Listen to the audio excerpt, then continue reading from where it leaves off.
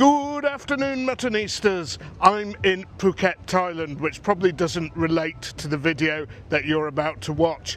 I made too much footage. The videos would be 2 hours long if I actually made them as whole videos in each location I visited. So I've broken them up into 20-25 minute chunks, maybe even less than that. So I hope you enjoyed the video and we'll pick up the action wherever I happen to be at the time. But Muttonistas, what a great Asian tour this is. Enjoy the video.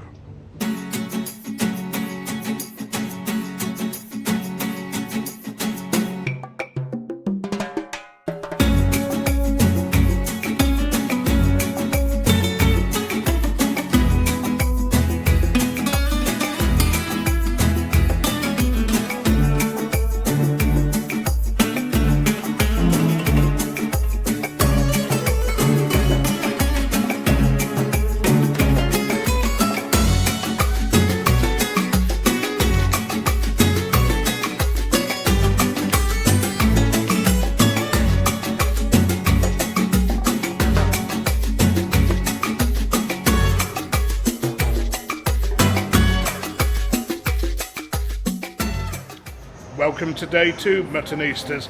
Last night got a bit heavy, went on after the Irish pub for some craft beer, so we're starting a bit later in the day, which suits me. Anyway, even though most of dim sum's taken at breakfast at lunchtime, we're having it mid-afternoon. But not just dim sum, some other Cantonese dishes, including one of the West's favourite Chinese dishes, sweet and sour pork, but probably not quite how you know it.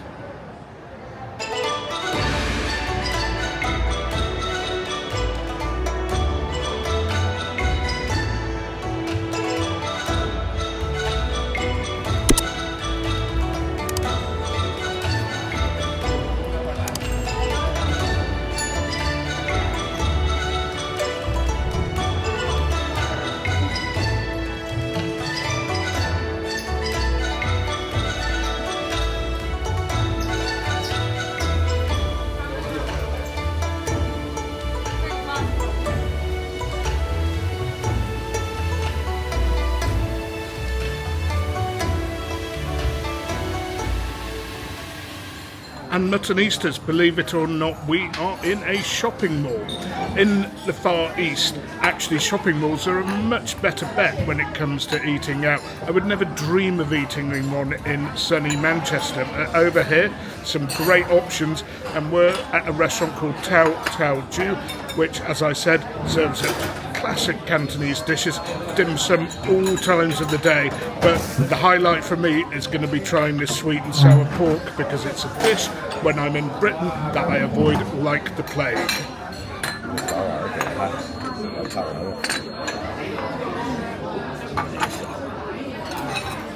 So Jimmy here is actually washing the cutlery and teacups and bowls in tea.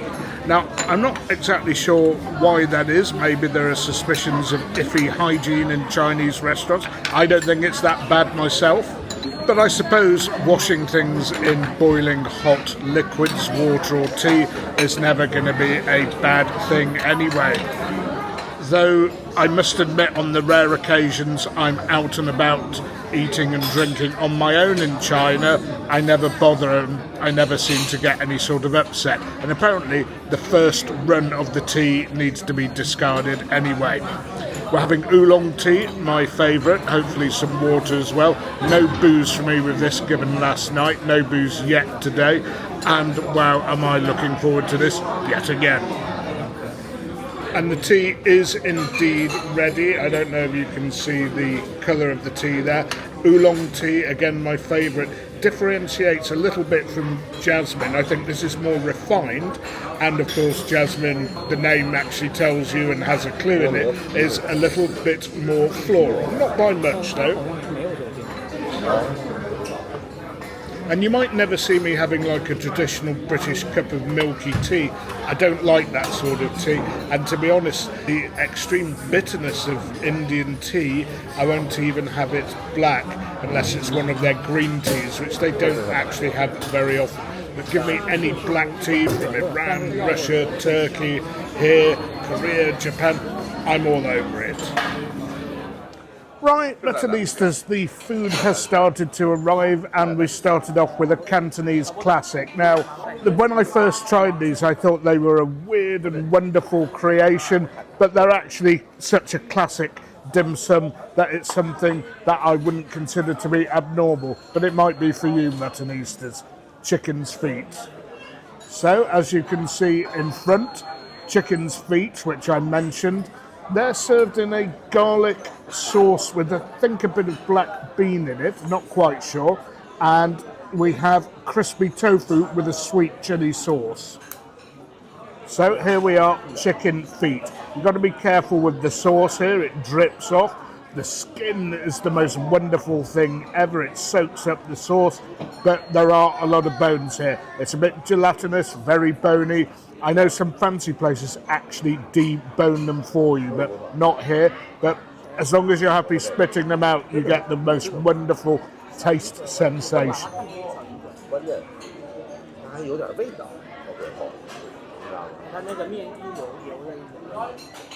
Just the slightest hint of chili in there as well, but they are truly delicious. Now, a lot of you will be a bit squeamish about eating them, but I would say, if you live your life having boneless chicken breast, fillet of bass or sole, fillet steak, and all the prime and adventurous cuts, I think you're living your life in black and white, Muttonistas. Crispy tofu, which Mr. Fu's been waxing lyrical about. Crispy but soft in the middle. Very, very nice. The chili's needed though, because tofu can be a bit bland if you don't add any sauce to it. So, more dishes have arrived. We have lotus root, a cold dish like a starter. Seems to have randomly arrived with a lot of the dim sum. Turnip cake, something that you'll get easily in a British or European or American Chinese restaurant, and it goes very well with hot sauces, and a chili sauce does seem to have been provided. And yet again, that Cantonese classic roast goose. And Mr. Fu's been pointing vigorously at the taro root, so I'll start with that. Yes, very nice. A hint of vinegar, a hint of chili, and quite a lot of garlic. Oh wow, more than a hint of chili. Those are pretty tasty chilies, pretty spicy. Turnip cake, something I've had a lot, so I'll be able to judge the quality quite well. Yep, tasty, needs the chili sauce. Although when I have it in Britain, there are lots of bits of pork inside the turnip cake. Haven't found one yet. No, it is actually just turnip, but still very, very tasty. And a good alternative to having rice as a carb when you have a dim sum meal. And now, Muttonistas, the pièce de résistance, the centerpiece of the restaurant's menu, the plat du jour, whatever you want to call it, sweet and sour pork, but served over ice. And Jimmy has told me to get on with this before the ice melts. I've no idea what to expect. Will this be hot inside? I guess so. Now, of course, if you've not watched some of my previous videos, you might not realise that sweet and sour pork is actually a Sichuan dish that tends to be very sour and not particularly sweet, with a much darker red sauce. This is the Cantonese adaptation, something that you'll see in your local restaurant, and I suspect something that a lot of you watching this order quite a lot. Anyway, let's see how it compares. Yep. Pork and batter in a sauce that's more sweet than sour. If you're over here and you are a bit squeamish about trying local specialities, this is the dish for you, because it's just like what you get served at home. And usually, of course, at home, as it is here, it is crispy and served in a batter. And I ought to point out, it is actually boneless, which is unusual in China. Well, an interesting creation there. Now on to the more classically known dim sum. First of all, har khao, which is a prawn ball in rice paper. And I'm going to be a bit untraditional here and dunk that in the chili sauce because it's what we do back at home. And of course, not what they do here.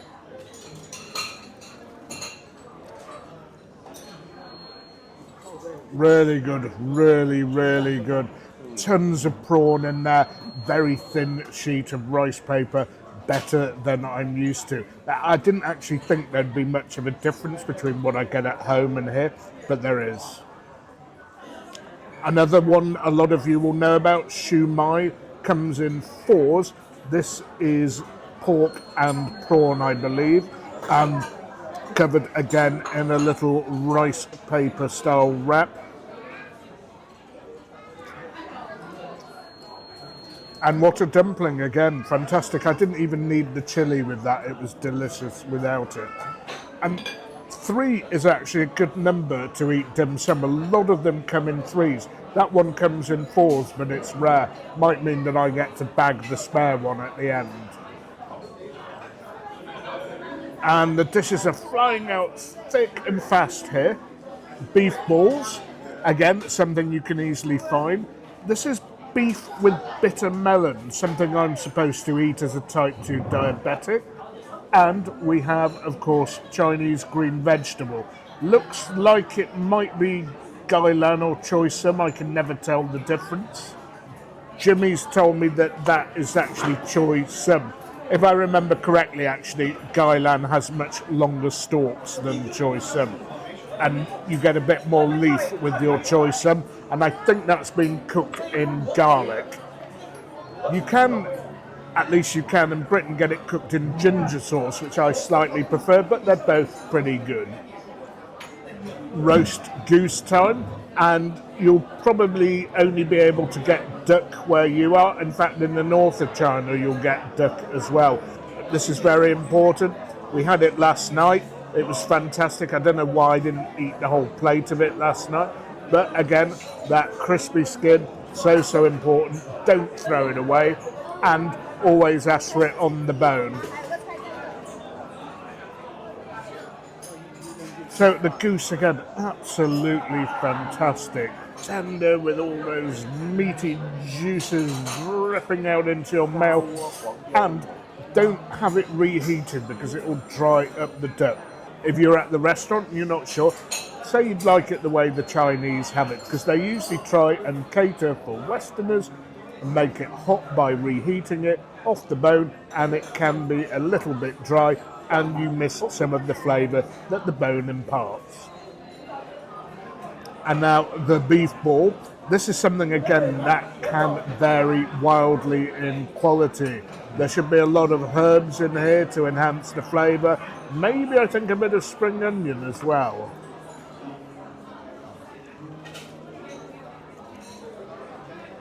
That is how it should be, and there's definitely some onion in there. And finally, something I really do like, fish head. It's a very meaty fish head, and it's been prepared with yellow pepper in a Hunan style. And obviously Hunan style food is much spicier than Cantonese, but I'm going to give it a try and see how spicy it actually is. Here we go, and don't forget, obviously, with the fish head, although there's a lot of meat on it, you're going to have to deal with a few bones. I would say if you don't like bones, have vegetables or go to McDonald's.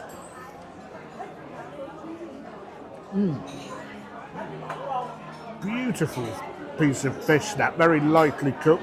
Not sure what the fish actually is.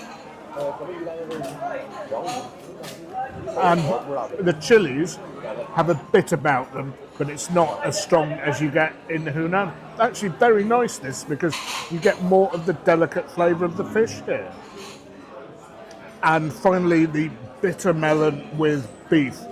Now you might have noticed that there was quite a high ration of veg to meat here. That's the way it is in China. It's not like the way we do it, where we have a bit of a big slab of meat rather and a little bit of veg to garnish it. It's almost the other way round. But they do cook their vegetables nicely here. They don't overcook them. Beautifully done. Actually one of the healthiest vegetables on the planet, bitter melon is, and it's not as bitter as you think it is as long as it's cooked nicely. And finally the beef. Cooked in some sort of black bean and garlic sauce. Very, very tender, nice cut of beef. Not what I expected at all, because often when you have these stir-fried dishes with bits of beef off the bone, it's a bit tough and a bit stringy. Not so here. In fact, those of you who don't like bones, I'd recommend this sort of dish quite strongly. Anyway, Muttonistas, I'm going to get on with this. A quick slurp of tea. Mr. Fu's having what looks like a wheat beer, but given last night, I'm taking it easy today. Although it is the sort of restaurant where I suspect, I'm not sure, but I suspect that you could get wine if you wanted it. Okay, Muttonistas, I'm full. I think we're all just about full, just a little grazing on the green veg, and we've made a good fist of this. A few things to note and facts to point out. Well, firstly, that this is actually a chain, I believe, but wow, what a good chain it is. It's not like the junk chains you get in the West. There are some good chains in the West as well. This is obviously a pretty good chain. Secondly, that the Chinese seem to like a lot of creativity, a lot of new dishes, a lot of the traditional things you'd see in a dim sum place, not here. We demolished the fish head. Again, they've catered to local taste, made it a little bit, shall we say, milder than you'd expect. So those yellow peppers weren't really spicy. Jimmy was actually a bit worried about the spice there. The tofu balls, delicious. We didn't finish them. Black sesame seeds in there, which added to the flavour. And the other conclusion that I've drawn today is that unfortunately Arsenal are going to finish second again. I'll see you later for our late night feast.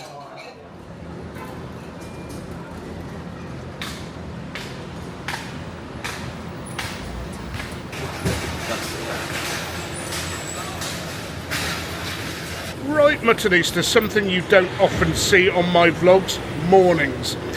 I don't really like Asian breakfasts apart from Indian ones. I do prefer a Western breakfast. However, there is one exception, which is Canton and Cantonese Morning Tea or dim sum. I brought you a modern style last night, but now I'm going to bring you a very, very traditional style of dim sum. They used to have trolleys wandering around, and I did go somewhere in Hong Kong virtually just after I'd landed, and I didn't fancy filming it, but this is as traditional as it gets. I'm in the centre of Guangzhou, in the old town. It's actually the end of February and it's like 25 degrees. Wonderful. Have I seen the last of the winter? Well, I'm heading north, so mainly not. Anyway, enough waffle from me, and over to Mr. Fu, who's going to talk about the establishment and the part of Guangzhou we're in. And thankfully it was Jimmy who found this place, I believe, but he is a local, of course. But anyway, Mr. Fu, where exactly are we? What are we having? And what is significant about the restaurant? And what's the restaurant even called? We are talking about in the very center, old part of town in Guangzhou. I was here like 20 years ago. It was like this, but things change so fast.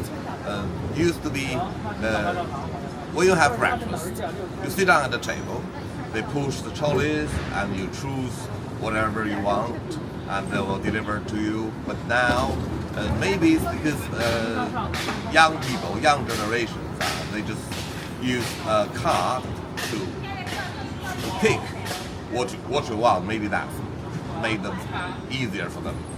Anyway, here is called Guanlu 酒家 茶居夜店 Guanlu 茶居 says tea. This road called Guanlu Road means Cantonese breakfast. They always say yum cha. Yum cha means drink tea, but basically they have breakfast, but to go together with tea. we're in a very traditional restaurant. We'll see quite a lot of different things, but still maybe a lot of old breakfast already disappeared. We'll find out. And what time of day do you have to actually come to this restaurant to get the best stuff? Normally old people come earlier maybe, but that's 8 o'clock until 11:30, something like that.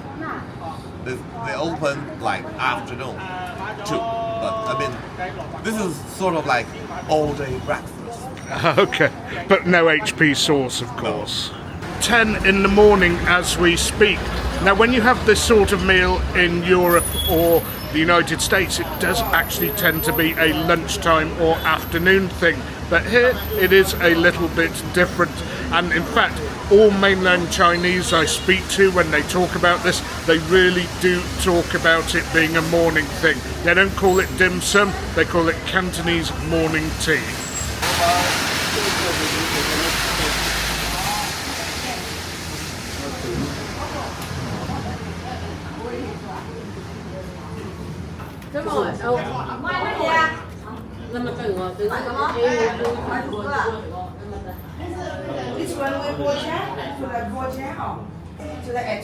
So sat down, quite a busy dining room, and of course we order by filling in a little card. The card's on its way at the moment, and some Chinese people and some Hong Kongers say that whilst the trolley service is aesthetically pleasing, it is a fresher way of serving up dim sum. And there does look to be quite a variety here, but I would say make sure you come here with a Chinese speaker. Or more to the point, somebody who can read Chinese, because I haven't got a Scooby here. And of course we'll be taking this meal with tea. I brought a bit of water with me because I do like that. If you're thinking there's a choice of tea or coffee, totally wrong. You won't see a single cup of coffee in here. Okay, and as was the case last night, they like to make sure everything's freshly cleaned in boiling hot water, and just look at that. And what style of tea are we having here? Just regular jasmine? Pu'er. Okay. And what options were available? I take it many options?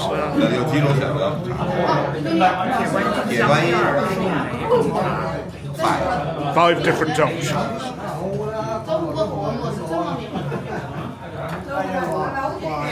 So there is an option to scan an app here, which young people will do, but I like this old school way of doing things. And I can't tell you how excited I am about this breakfast, because this is so traditional. These are the places, Muttonistas, that we live for. These are these places that you wouldn't come to if you didn't know the area or had somebody to show you the area. And I suspect that scanning the app won't help you either if you don't speak or read Chinese.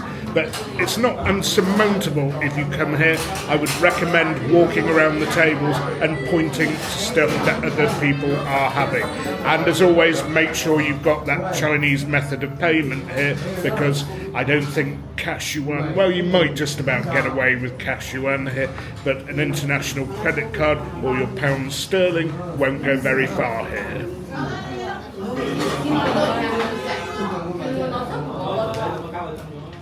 Now, whilst I like tea, I also like cold water with these meals in China, so Mr. Fu's gone to get some cold bottles of water from a nearby shop. It seems to me that what they do here, well, in fact it is what they do, they serve each table as soon as the food comes flying out, so they won't just bring the order for one table. A load of stuff comes down the serving hatch, because the kitchen's on the 3rd floor, and then whatever's ready, whatever's been freshly steamed or fried, is sent to whichever tables have ordered it. So the first dim sum have arrived, and being a mutton, I have to have a little bit of hot sauce with some of these, not all of these, but particularly the fried ones, and we have down on the table. So this is turnip cake in a completely different style to what I'm used to. Now this one has the pork, which it didn't have last night, but I'm used to like thick strips of this, so this will be quite interesting. This is apparently aubergine in a sweet pastry. It's not eggplant, it's egg puff fried egg puffs. And Okay, I stand corrected. Egg puffs with sugar. Not sure whether I like that too much. And we have fried taro dumplings. fried taro dumplings. Now, I've seen these on menus in the UK before, and I think they're called wookok or something like that. Okay, so very similar. And, something else has come. This is some Teochew style of raw rice dumpling with vegetables in it. Teochew style rice dumplings with vegetables inside. All we need now is the hot sauce. And when it comes to sauces, Mutton Easters, it is absolutely not traditional to have hot sauces with these things. But if a particular dim sum does go better with a sauce, usually vinegar or soy sauce or something like that, sometimes in the UK they use Worcestershire sauce, it actually comes a little bit of a side container. And Mr. Fu is steering clear of traditions. He had some hot sauce with his vegetable dumpling and is spearing them as well, which, that's what I do sometimes. I thought I was being a heathen doing that. You have 15 items, but you can't imagine. So we've ordered 15 dim sum, okay. I'll let you guess how much it costs. Okay. Shortly.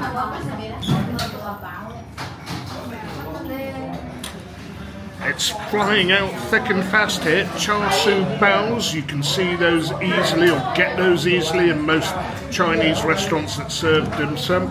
And chen fun, which are rice rolls, steamed rice rolls. You can have them with all sorts of fillings. I guess beef or char siu are the most popular. And actually, I tend to find when I'm with Chinese people, beef is the choice. Now, I'm going to steer clear of that egg tart because it's just basically dough and sweetness. But I must stress that on every Cantonese dim sum menu, there are usually a number of sweet items, including even steamed cakes as well. It's what they like, not what I like, but who am I to tell them? Anyway, more stuff has arrived before I've even tasted the first thing. And thankfully, given the rather small tables here, bamboo steamed baskets or steaming baskets are very easy to stack up. So I'm going to let Mr. Fu lift them up. So that is most definitely har cow on the top. Shumai.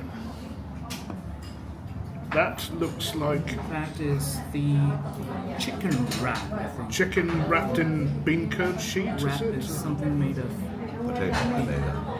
So it's chicken wrapped in something, and there seems to be some sweet potato under there. These look like beef balls, and I think those are minced pork and nut dumplings. shumai wrapped with pork's belly fat.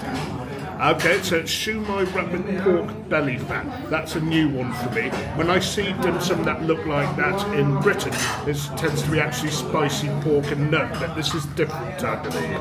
Now, And after a bit of investigation, and Jimmy had actually slightly got it mixed up, that is the Teochew style of dumpling, and this vegetable dumpling is the more traditional type. Wow, more stuff coming out, so I'm going to introduce the dishes before I start tasting them. And something I didn't realise is that there are quite a few varieties of shumai. I didn't know that. Usually we just order shumai and we assume it's the only one available. But we have shumai with pig's liver and shumai with pig's stomach. Wow, wow, wow. And apparently we have to eat these quickly whilst they're fresh and hot. So I'm going to start with those. I usually actually start with the fried dim sum first, but given I've been told these need to be walloped down immediately, I will follow local advice. Here we go.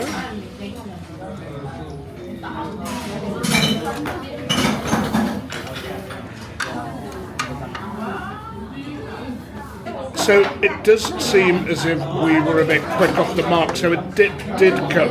I asked for a translation, and some word that Jimmy and Fu weren't sure about. They showed me the bottle, and when I saw the words Lee and Perrins, I knew exactly what it was. Worcestershire sauce. So let's give that a little dip. And you'll find Worcestershire sauce used, obviously, in the UK at Cantonese restaurants. Quite surprised to see it out here. The flavours of pork and prawn, very small and thin wrapping. And the liver, in case you're unsure, pig's liver actually very much a more delicate liver, surprisingly, than lamb's or cow's liver, and has less of a strong liver flavour. So if you want to have a little dabble with offal, that's not a bad way to start off. Now on to the pig's stomach. And okay, yes, Muttonistas, you might find that a little bit chewy.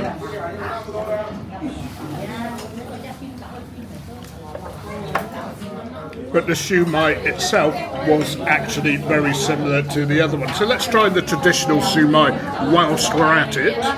This is going to get a little dunk of chilli. And rather than chili oil, they're actually using a red chili sauce. Not sure what they're using, but I'm guessing the restaurant will have something for you. And if you're actually steaming these at home, sriracha is probably a good bet. The chili gives it that bit of zing. And we're actually trying to work out what the wrapping's made of, whether it's rice or wheat. Having had dim sum a million times, I've never bothered to ask. A Mutton, the vegetable dumpling.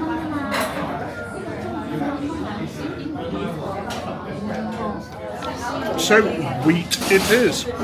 It's actually pretty light. It surprises me, I would have thought it'd been made from rice. Anyway, the vegetable dumpling, thicker coating and a lot more going on inside it. And now the taro dumplings, they pronounce it a little bit different to what I see in Hong Kong style restaurants where it's Woo Kok, W-O-O-K-O-K on the menus, and these, I absolutely love these.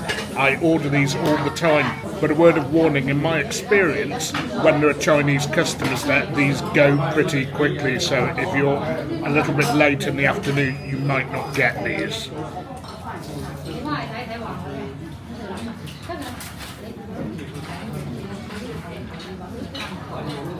So, as you can see here, a crispy taro outside. I can taste sweet potato on the inside, so it's quite a substantial dim sum this, and a little bit of minced pork and garlic. Next, Muttonistas, the beef ball, but not any old beef ball. It's beef with water chestnuts wrapped in pig belly fat. So, since there are so many unique flavours in this, I'm not going to chili this one up.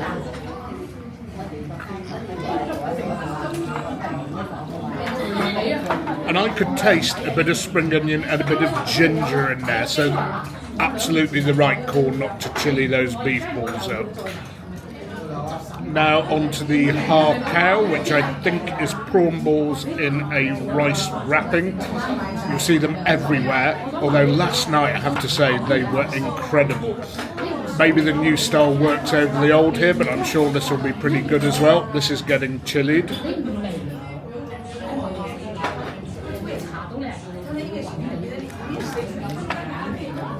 Yeah, really good. Much better than your average har cow, although last night really was the dog's bollocks. Now on to the rice rolls or the chung fun.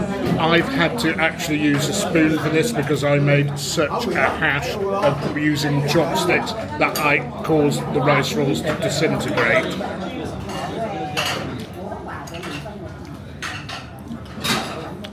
Yeah, pretty good. It's something I'm never actually wild about because a lot of it is basically carbohydrate, a substitute for having rice with your meal. Some minced beef, I think there are chives or onions underneath as well, and some coriander on the top, which you can remove if you have a coriander fetish. And these are quite a good example of chung fun. Anyway, I'm not going to dwell on those for long because I'll fill before I've had everything else. Okay, now the Teow Chow pork dumpling, probably minced pork I think.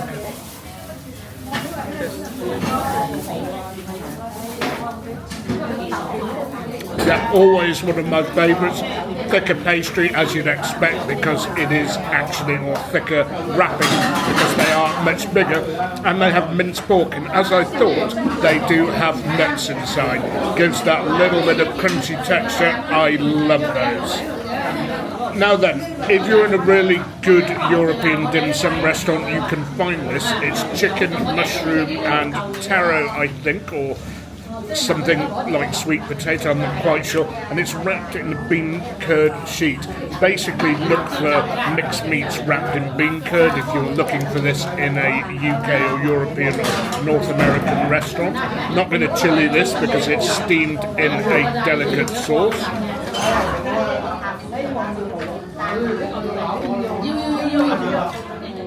Now, char siu bao, Chinese bread with a sweet char siu filling. I rarely order these. They're sweet, they're heavy, they're filling, but when in Canton or when in Guangzhou, you have to try these.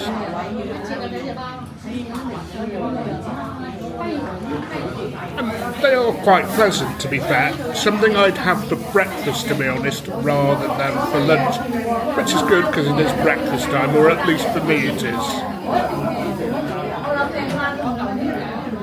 And, well, I was going to say finally, but not quite finally, because there's a bonus dim sum coming, the turnip cake. A good substantial filler towards the end of your dim sum meal, and of course this time it is served with pork. I've often had it with smoky pork. I think this is just regular char siu. We'll give that a little bit of chili because it adds that je ne sais quoi.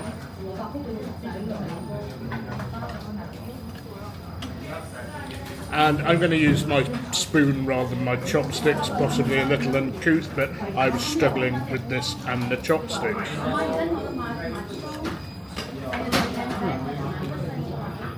Better than yesterday. The addition of the pork, of the char siu, makes a massive difference. And is it possible to say we're drinking this tea into form? Well, I think we are. And everybody in the restaurant is drinking tea from what I can see. There's no reason, I think, to have beer with this. Water, possibly, yes. And, of course, no reason whatsoever, and it wouldn't go well, to have yum cha with Guinness. And finally, mutton Easter, something that's great for finishing off the meal. If you're still a bit hungry, it'll fill you up. Glutinous or sticky rice in a lotus leaf. You don't eat the leaf, but inside there's some sticky rice, sometimes with some egg and some various meats inside. And Jimmy is going to show us how to expertly unwrap this with chopsticks. Now, if I were doing this myself, I would just use my hands, to be honest. And when I've seen them eaten, people tend to grab the bottom of the leaf and eat from the leaf rather than extracting it from the leaf. But Jimmy's going to actually unravel the whole thing so we can basically munch into it with chopsticks.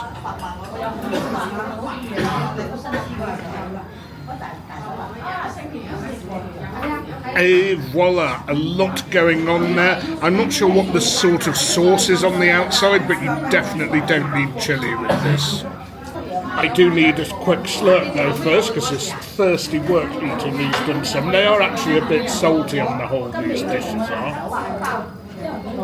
Not so much the plain steamed ones, but the fried ones and the dim sum, which have sauces or a lot inside them.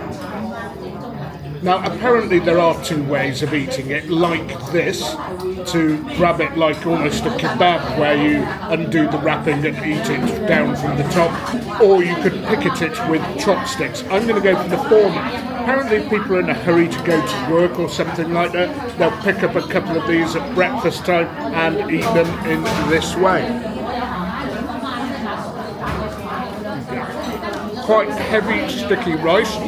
A little bit of soy on the outside.